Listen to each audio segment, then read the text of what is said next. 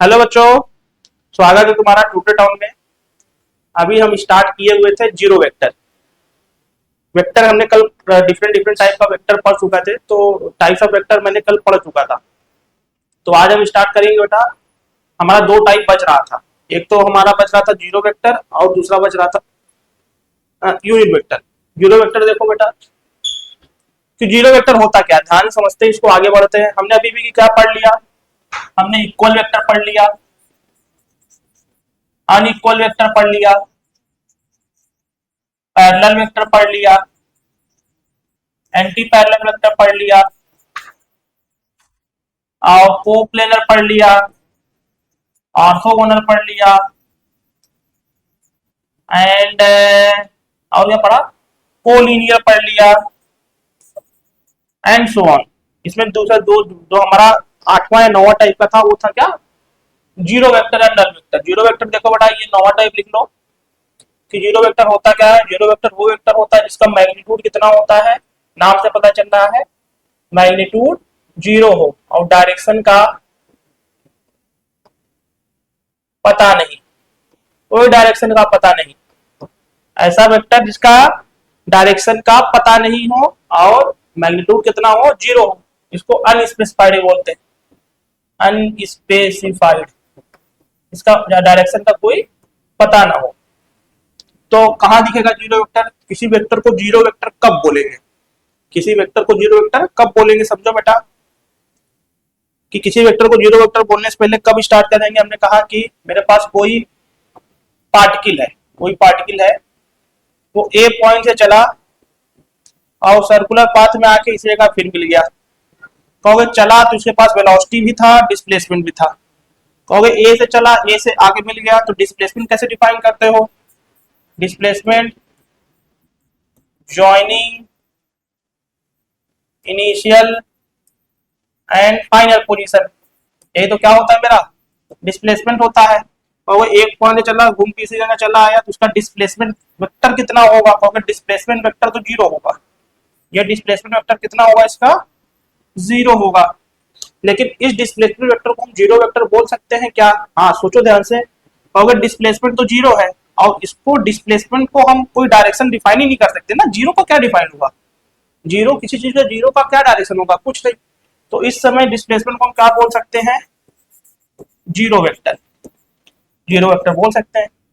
इसी तरह मेरे पास एक एग्जांपल और लेता हूं। जैसे मैं बहुत बार पढ़ते हैं क्लास 10th में, कोई पार्टिकल स्टार्ट होने से पहले रुका होता है, स्टार्ट होने के पहले रुका होता है, उसको क्या बोलते हैं, स्टार्टिंग फ्रॉम रेस्ट। कहते हैं initial velocity zero, initial velocity, नाम क्या बोला, वेलोसिटी, और इसकी वेलोसिटी क्या है, जीरो है।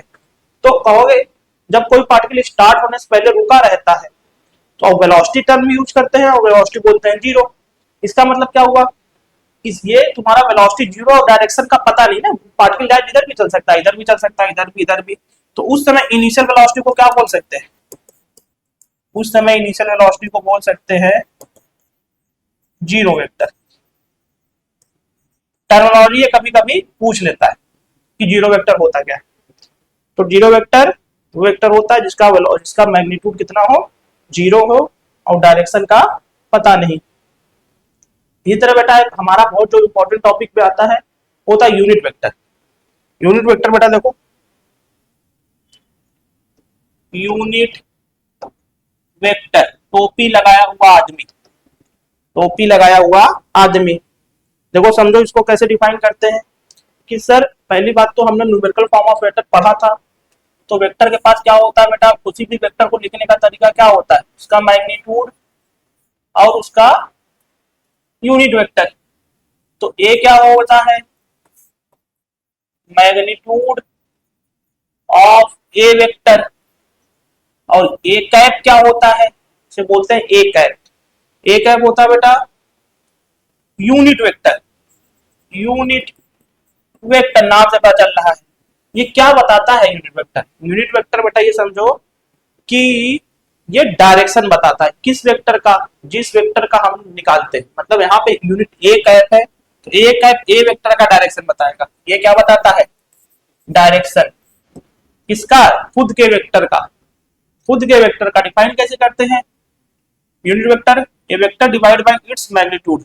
ये समझो कि मेरे पास कोई ए वेक्टर ऐसे है, ए वेक्टर है, इसका टेल का लेंथ क्या बताएगा, इसका मैग्नीट्यूड, इसका मैग्नीट्यूड, टेल का लेंथ क्या बताएगा, इसका मैग्नीट्यूड। अभी मान लो कि इसके पास कोई डायरेक्शन मैंने नहीं बनाया, तो बेटा इसका डायरेक्शन कौन बताएगा, इसका डायरेक्शन यूनिट वेक्टर बताएगा। देखो छोटा सा यूनिट वेक्टर, छोटा सा क्यों बोल रहा हूं, क्योंकि यूनिट वेक्टर का मैग्नीट्यूड जो होता है, यूनिट वेक्टर का खुद का मैग्नीट्यूड जो होता है वो 1 होता है।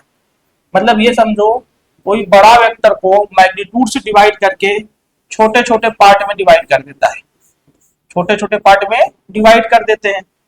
उस छोटे से पार्ट को, उस छोटे का पार्ट को एक डायरेक्शन के रूप में, उस डायरेक्शन, उस वेक्टर के डायरेक्शन की तरफ दिखाते हैं, उसको बोलते हैं यूनिट वेक्टर। एक्चुअली इसका काम क्या होता है, बहुत खतरनाक चीज होता है यूनिट वेक्टर। बेटा वेक्टर का खुद का डायरेक्शन बताता है, वेक्टर का खुद का डायरेक्शन बताता है, उसे बोलते हैं unit vector of this vector. अगर कोई वेक्टर उसका यूनिट वेक्टर हम डिफाइन कर सकते हैं।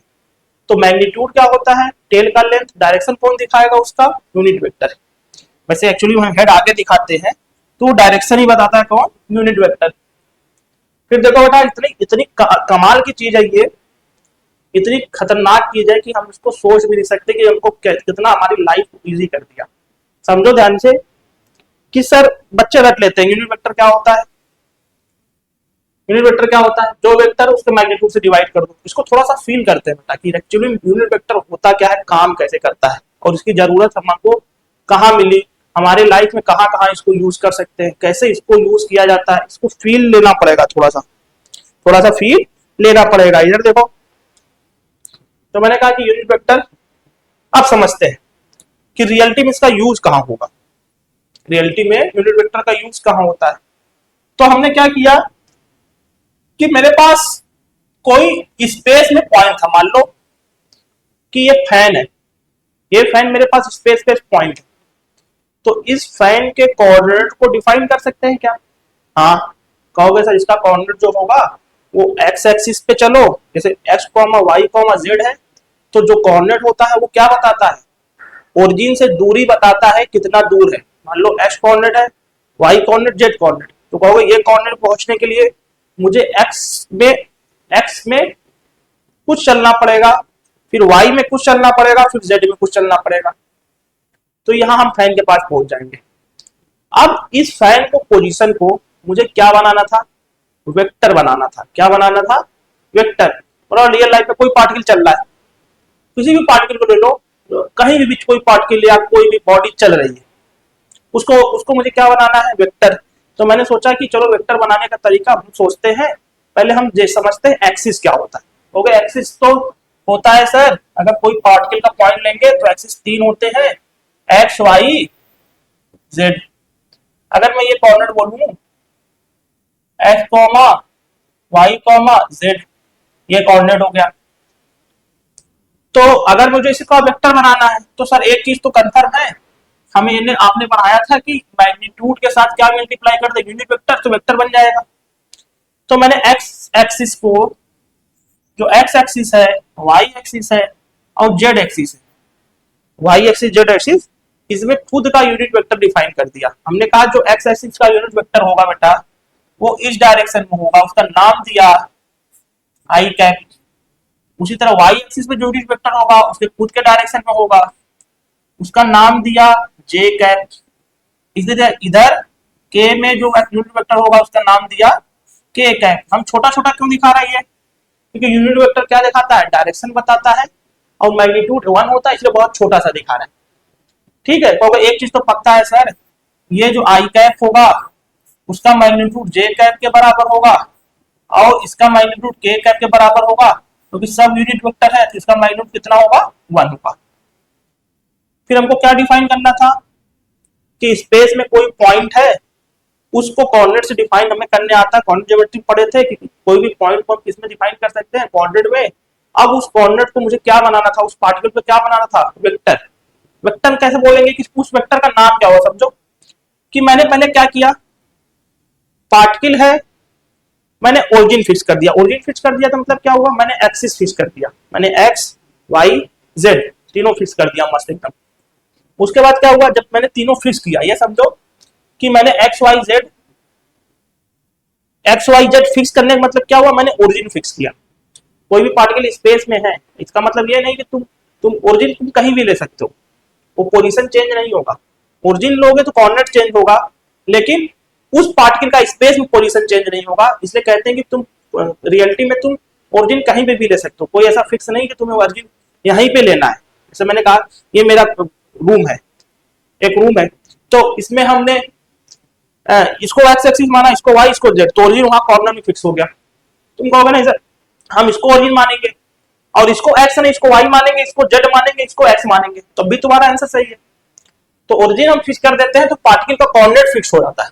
अच्छा, कोऑर्डिनेट फिक्स करने का मतलब क्या होता है, कोऑर्डिनेट मतलब क्या होगा, कहोगे सर ये एक्सिस से दूरी दे दिया है, ऐसे चलेंगे वाई एक्सिस में, फिर जेड में चलेंगे तो उस कोऑर्डिनेट के पास पहुंच जाएंगे। अच्छा, ये मेरा ओरिजिन था, ये मेरा ओरिजिन था। अब इस जहां पार्टिकल पे है उसका मुझे क्या बताना था, पोजीशन वेक्टर। पोजीशन कहां से बताएंगे, उसका पोजीशन बताना था। तो पोजीशन बेटा हमेशा कहां बताते हैं, ओरिजिन से। जहां बताते हैं, जहां से लेते हैं ओरिजिन से, वहां टेल, जहां बताते हैं वहां हेड। ये मेरा क्या हो गया, इस पार्टिकल का पोजीशन। जहां से चले ओरिजिन से, हमेशा पोजीशन वेक्टर कहां से बताते हैं, हमेशा ओरिजिन से, हमेशा ओरिजिन से उस पार्टिकल के पास जहां पे हम जाते हैं, इसको बोले पोजीशन वेक्टर। इसको बोला जाता है क्या बेटा, पोजीशन वेक्टर। मतलब ये पोजीशन बता रहा है कोई पार्टिकल का। तो कहोगे इसको मैंने कैसे दिखा, आर से दिखाया, आर आर वेक्टर से। तो बेटा आर वेक्टर कैसे लिखेंगे, कहोगे आर वेक्टर जो एक्स एक्सिस का मैग्नीट्यूड है, एक्स एक्सिस का मैग्नीट्यूड इनटू एक्स एक्सिस का यूनिट वेक्टर से मल्टीप्लाई करेंगे। तो क्या बन गया मेरा, एक्स एक्सिस का डायरेक्शन आया, उसी तरह वाई एक्सिस है तो उसके यूनिट वेक्टर से मल्टीप्लाई करेंगे, उसी तरह जेड एक्सिस है तो उसके यूनिट वेक्टर डिफाइन करेंगे। लो मेरा बन गया क्या, यूनिट वेक्टर। ये क्या बन गया मेरा, ओ सॉरी, ये मेरा क्या बन गया, पोजीशन वेक्टर। पोजीशन मतलब वो पार्टिकल का पोजीशन बता रहा है, तो पोजीशन वेक्टर जो पोजीशन बताए। इसी तरह बेटा तुम सोचो ध्यान से, ये ओरिजिन है, ये कोऑर्डिनेट है। तुम लोग 10th में डिस्टेंस फार्मूला पढ़े क्या, डिस्टेंस फार्मूला क्या होता था, under root x2 minus x1 का whole square plus y2 minus y1 का whole square plus z2 minus z1 का होल स्क्वायर। तो क्या देता था, दो कोऑर्डिनेट के बीच का डिस्टेंस देता था। तो देखो दो कोऑर्डिनेट है, अच्छा ये जो इसका बीच का डिस्टेंस होगा वही तो उसका मैग्नीट्यूड होगा ना, वही तो आर वेक्टर का मैग्नीट्यूड होगा। तो आर वेक्टर का मैग्नीट्यूड क्या लिखोगे, अंडर रूट, आर वेक्टर का मैग्नीट्यूड क्या लिखोगे, y2 यहां से लेके यहां कैसे लिखोगे, x माइनस 0 का होल स्क्वायर मतलब x का होल स्क्वायर प्लस y का होल स्क्वायर प्लस z का होल स्क्वायर। बार बार फार्मूला नहीं लगाते, शॉर्टकट तरीका क्या है कि जो i वेक्टर है, जो i कैप है, उसका जो कांस्टेंट है, जो j वेक्टर है उसका जो कोफिशिएंट है, और जो k वेक्टर उसका कोफिशिएंट का अंडर रूट के अंदर होल स्क्वायर ले लेते हैं। तो मुझे क्या मिल जाएगा, r वेक्टर का मैग्नीट्यूड मिल जाएगा। अच्छा, आर वेक्टर का मैग्नीट्यूड मिल गया, वेक्टर पता है, क्या आर वेक्टर का यूनिट वेक्टर लिख सकते हो क्या, हो गया हाँ। तो ये आर वेक्टर खुद का होगा डिवाइड बाय आर वेक्टर का मैग्नीट्यूड। ये क्या बताएगा, ये पोजीशन वेक्टर का डायरेक्शन बताएगा। लो पोजीशन वेक्टर का खुद का डायरेक्शन बताएगा ये आर कैप। तो मैंने क्या पढ़ा अभी, पोजीशन वेक्टर। पोजीशन वेक्टर क्या होता है बेटा, रियलिस्टिक किसी भी पार्टिकल को अगर हमें किसमें जोड़ना है, स्पेस में है और उसको क्या बनाना है, वेक्टर बनाना है, तो हम क्या करते हैं, ओरिजिन फिक्स करते हैं। ओरिजिन ऐसा नहीं है कि तुम अपने कोई मैंडेटरी होता है तुम्हें ओरिजिन वहीं लेना है, तुम्हें जहां मन करे वहां ले लो, लेकिन एक चीज मैंडेटरी है, जहां ओरिजिन फिक्स करना वहां तीनों एक्सिस म्यूचुअल परपेंडिकुलर होने चाहिए और उस कॉर्नर को लिख के हम पोजीशन वेक्टर बना सकते हैं। तो ये चैप्टर इसका बेसिकली काम आता है पोजीशन वेक्टर दिखाने के लिए, यूनिट वेक्टर। तो हेडिंग बेटा इसका है, हेडिंग चलो एक बार मान लो पोजीशन वेक्टर हमने पढ़ा भी। पोजीशन वेक्टर क्या होता है, इसका काम बेटा आगे वाले चैप्टर में बहुत आने वाला, पोजीशन वेक्टर, डिस्प्लेसमेंट वेक्टर। तो मेरा फोकस होगा what is position vector, what is displacement vector. तो मुझे पोजीशन वेक्टर निकालने आ गया। दूसरी बात चलिए देखो बेटा, सर आपने बताया पोजीशन वेक्टर, चलो ठीक तो समझा। हमने कहा कि कोई पार्टिकल है वो स्पेस में मतलब 3D में एक पॉइंट से दूसरे पॉइंट तक चला तो क्या हुआ, कैसे चला मुझे नहीं, अगर मैं डिस्प्लेसमेंट की बात करूंगा तो इनिशियल फाइनल पोजीशन मिलाना होगा। अगर मैं डिस्टेंस की बात करूंगा तो एक्चुअल पास से करना होगा। लेकिन अब मुझे क्या चलाना है, distance is a vector, distance is a scalar quantity and displacement is a vector quantity. तो मुझे क्या फोकस करना होगा, अगर वो इतना चला तो उसका डिस्प्लेसमेंट लिख दो, उसको कहते हैं डिस्प्लेसमेंट वेक्टर, उसको कहते हैं डिस्प्लेसमेंट वेक्टर। फॉर एग्जांपल मैंने उसी कोऑर्डिनेट को देखो लिया है X Y Z, X Y, X axis है, वाई एक्सिस है, ये जेड एक्सिस है। मेरे पास दो कोऑर्डिनेट है, मान लिया कि मेरा कोई पार्टिकल है, वो इनिशियल पोजीशन यहाँ से ये x1 y1 और z1 से चलना स्टार्ट किया, चलते चलते चलते चलते फाइनल पोजीशन यहाँ पहुंच गया, इसको बोला फाइनल पोजीशन। इसका कोऑर्डिनेट मुझे पता था x2 y2 और z2। उन्होंने बोला कि यहाँ से यहाँ चला, इनिशियल फाइनल पोजीशन मिलाया, इसको बोला डिस्प्लेसमेंट वेक्टर, डिस्प्लेसमेंट वेक्टर। इसको कैसे लिखेंगे, इसको लिखने का तरीका देखो बेटा, क्योंकि हमको क्या करना है, किसी भी पार्टिकल, हमारा जो रियलिस्टिक काम है क्या है कि कोई पार्टिकल अगर चल रहा है, कोई पार्टिकल अगर कहीं रुका हुआ है, उसको वेक्टर का कैसे डिनोट किया जा सके, बेसिक यही है। फिर उसको आगे जाएंगे क्या एंगल ओंगल क्या होता है उसको बाद में देखेंगे। तो वेक्टर को डिनोट करा जाए, तो मैंने कहा ये मेरा क्या है, एक कोऑर्डिनेट, ये क्या है दूसरा कोऑर्डिनेट, यहाँ से यहाँ चल गया है पोजीशन वेक्टर। याद करने का तरीका क्या है, जहां से चला जहां पहुंचा वो हेड होगा। और अच्छा इस कॉर्नर में हाँ ओरिजिन से मिला दे तो क्या बन जाएगा, ओरिजिन से मिला दे तो क्या बन जाएगा, पोजीशन वेक्टर। तो ये पोजीशन वेक्टर r1 है, ये पोजीशन वेक्टर r2 है। डिस्प्लेसमेंट वेक्टर को मैंने बोला r, डिस्प्लेसमेंट वेक्टर को क्या बोला r। वेक्टर है तो सब पे क्या लगा दिया, तीर लगा दिया, ऊपर सब पे क्या लगा दिया, तीर लगा दिया। ध्यान से देखो बेटा, अगर ध्यान से देखो कोऑर्डिनेट पता है तो डिस्टेंस लिख सकते हो क्या, कैसे लिख सकते हो वेक्टर फॉर्म में। तो वेक्टर लिखने का तरीका क्या होगा, देखो ध्यान समझो कि जो जो हमारा डिस्प्लेसमेंट वेक्टर होगा उसको ऐसे लिखा जाता है, जहां पहुंचा उस पोजीशन वेक्टर को, जहां आया उस पोजीशन वेक्टर को माइनस कर दो। तो बेटा r1 कैसे लिखोगे, r1 लिखने का तरीका तो मुझे पता है, ये पोजीशन वेक्टर है, तो x1 i cap, y1 j cap plus z1 k cap. इसी तरह r2 कैसे लिखोगे, r2 भी पता है, x2 i cap, y2 j cap plus z2 k cap, ये पता है, तो दोनों को माइनस कर दो तो मेरा r आ जाएगा, r वेक्टर। r क्या है, ये डिस्प्लेसमेंट वेक्टर, ये मेरा क्या है, डिस्प्लेसमेंट वेक्टर आ गया। लेकिन हमको डिस्प्लेसमेंट वेक्टर का क्या निकालना है, मैग्नीट्यूड निकालना है। और ध्यान से देखो तो डिस्प्लेसमेंट वेक्टर लिखा कैसे जा सकता है, ओके आई के साथ आई को माइनस कर देंगे तो x2 minus x1 I cap, y2 minus y1 j cap plus z2 minus z1 k cap. ये मेरा क्या आ गया, r वेक्टर। इसका मैग्नीट्यूड लिखना आ जाएगा। मैग्नीट्यूड लिखने का तरीका क्या है, i का जो कोफिशिएंट है, j का कोफिशिएंट है, k का कोफिशिएंट, उसका होल स्क्वायर कर दो। तो इसका मैग्नीट्यूड क्या लिख सकते हो r वेक्टर का, तो under root x2 minus x1 का whole square, y2 minus y1 का होल स्क्वायर,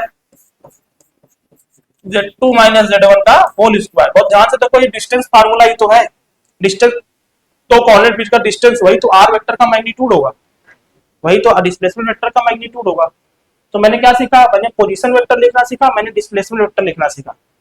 मैंने दो चीज सीखा, मैंने पोजीशन वेक्टर लिखना स्टार्ट सीखा और मैंने डिस्प्लेसमेंट वेक्टर लिखना सीखा। हम कुछ इस पे काम करेंगे, देखो बेटा कैसे कैसे क्वेश्चन डिजाइन होते हैं। मैं क्वेश्चन देता हूं, जैसे मैंने कहा कि मेरे पास कोई ए वेक्टर है, कोई कोऑर्डिनेट है, कोई पार्टिकल है उस कोऑर्डिनेट पे बैठा है, ये z एक्सिस हुआ, ये x एक्सिस हुआ, ये y एक्सिस हुआ, ये z एक्सिस हुआ। मेरे पास कोई कोऑर्डिनेट है, ये कोऑर्डिनेट है 2,3,6। तो हमने कहा इस कोऑर्डिनेट का यूनिट वेक्टर बता दो। हमने कहा इस कोऑर्डिनेट का find the unit vector of this position vector. क्या बोलना है, find the unit vector of this position vector. इस पोजीशन वेक्टर का क्या बता दो, यूनिट वेक्टर बता दो। तो करने का तरीका क्या है बेटा, कहोगे पहले इस पोजीशन वेक्टर को लिखेंगे हम, तो जो पोजीशन वेक्टर उसको कैसे लिखेंगे, कहोगे आर पोजीशन वेक्टर से डोनेट करते हैं, तो ये वाला क्या हो गया मेरा पोजीशन वेक्टर, जहां निकालते हैं वहां पे हेड और ओरिजिन पे 10 लगते हैं। जब कभी भी पोजीशन वेक्टर की बात करूंगा तो क्या फिक्स कर दिया, ओरिजिन, और जब कभी भी डिस्प्लेसमेंट वेक्टर की बात करूंगा तो मेरे दो पोजीशन वेक्टर से मिलता है डिस्प्लेसमेंट वेक्टर, और जब मैं पोजीशन वेक्टर की बात करूंगा तो मैंने क्या फिक्स किया, ओरिजिन। ध्यान से समझो, इसको कैसे लिख सकते हैं, तो अगर 2i cap plus 3j cap plus 6k cap. अच्छा जी, इसका दूरी क्या होगा, इसका कहोगे जो मैग्नीट्यूड होगा वो कैसे लिखेंगे, कहोगे अंडर रूट ऑफ इसका होल स्क्वायर, 3 का होल स्क्वायर, 6 का होल स्क्वायर। देखो बड़ा कितना आया, 4 प्लस 3, 4 प्लस 9 प्लस 36 का अंडर रूट, आंसर कितना आ गया, ये 7। आंसर कितना आ गया 49, अंडर रूट 49 मतलब 7। तो जो मेरा पोजीशन वेक्टर आया बेटा वो कितना आया, जो मेरा पोजीशन वेक्टर आया कितना आया है, जो आर वेक्टर है, जो आर वेक्टर है डिवाइड बाई आर का मैग्नेट, मतलब कि जो मेरा यूनिट वेक्टर आया आर के डायरेक्शन में वो कितना आया, तो जो यूनिट वेक्टर आया वो कितना आया बेटा, आर वेक्टर कितना है, ये है 2i cap plus 3j cap plus 6k cap divide by k, तो k इसके साथ जाएगा 7, k इसके साथ जाएगा, एक कॉस्ट t इसके साथ जाएगा। तो अगर पोजीशन यूनिट वेक्टर का मैग्नीट्यूड कितना होता है चेक करके देख लो बेटा, तो 1 आना चाहिए, 1 निकालोगे, कैसे निकालोगे, 2/7 का होल स्क्वायर प्लस 3/7 का होल स्क्वायर प्लस 6/7 का होल स्क्वायर। सॉल्व करोगे तो बेटा ये 1 के बराबर आएगा, तो करके देख लो। तो मैंने क्या सीखा बेटा, पोजीशन वेक्टर सीखा, डिस्प्लेसमेंट वेक्टर लिखा, यूनिट वेक्टर सीखा, यूनिट वेक्टर क्या दिखाता है क्या नहीं दिखाता है ये सीखा। आगे बढ़ते बेटा, इस पे कुछ हमने डिस्प्लेसमेंट वेक्टर हो गया, कुछ क्वेश्चन करते हैं, एक दो क्वेश्चन करके हम आगे बढ़ते हैं। चलो देखो पहला question,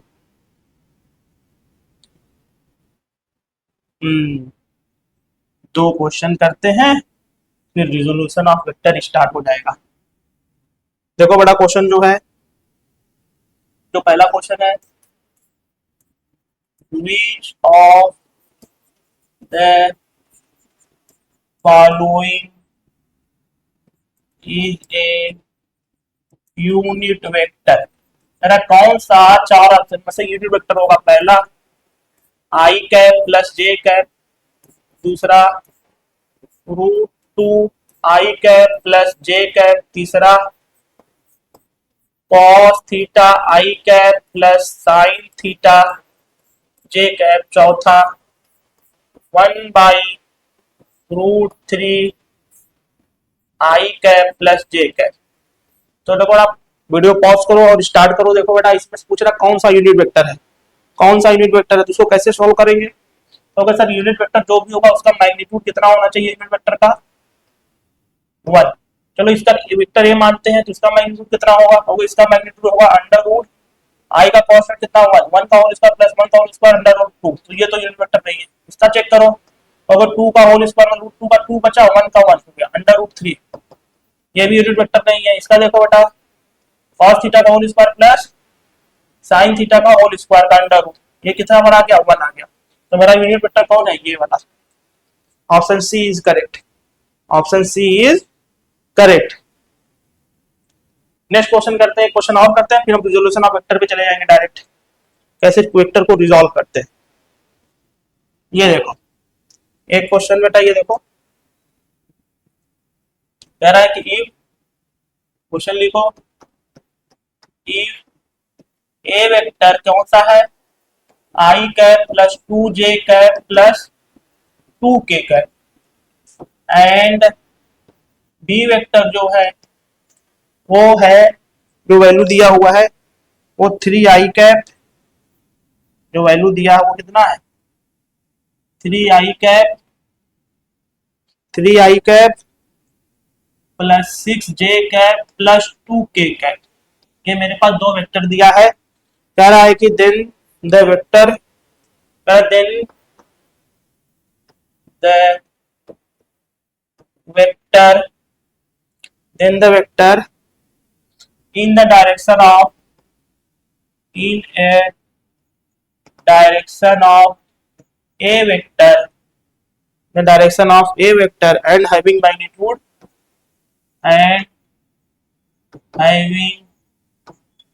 magnitude as b vector. तो बेटा इसको कैसे सॉल्व करेंगे, देखो जरा कोई ए वेक्टर है और बी वेक्टर है, करा कि ये नया वेक्टर लिख दो जिसका डायरेक्शन ए की तरफ हो और मैग्नीट्यूड बी की तरफ बी के बराबर हो, तो कहोगे सर ये तो इजी है। कोई सी वेक्टर मानो उसका मैग्नीट्यूड किसके बराबर है, बी के बराबर, और डायरेक्शन किधर हो, ए के बराबर, तो डायरेक्शन कौन दिखाता है, यूनिट वेक्टर। तो बी का मैग्नीट्यूड कितना होगा, देखो यहाँ पे under root A square plus B square plus C square, तो कितना होगा देखो, under root A square 9 plus 4 6 7 हो जाएगा क्या, बी का मैग्नीट्यूड हो गया 7, और ए वेक्टर का यूनिट वेक्टर कितना होगा, ए वेक्टर है कितना, I cap 2j cap plus 2k cap. देखो ध्यान से इसका मैग्नीट्यूड कितना होगा, 4 4 8 1 9, इसका मैग्नीट्यूड हो गया 3, तो जो सी वेक्टर मेरा नया है कितना आया 7/3 I plus 2j cap plus 2k cap. तो मतलब ये समझो कोई नया वेक्टर है उसका मैग्नीट्यूड b है और डायरेक्शन किधर बोल रहा है, a की तरफ। इतना छापो तो हम रिजोल्यूशन ऑफ वेक्टर स्टार्ट करते हैं कि किसी वेक्टर को कैसे तोड़ते हैं। हमको दो चीज सीखना है वेक्टर में, एक तो जोड़ना, एक तोड़ना। अभी मैंने तुम्हें जोड़ना नहीं सिखाया, अभी मैंने तुम्हें पहले तोड़ना सिखाऊंगा कि किसी वेक्टर को कैसे तोड़ सकते हैं, किसी वेक्टर को कैसे तोड़ सकते हैं। तो रिजोल्यूशन ऑफ ए वेक्टर, देखो ध्यान से बेटा,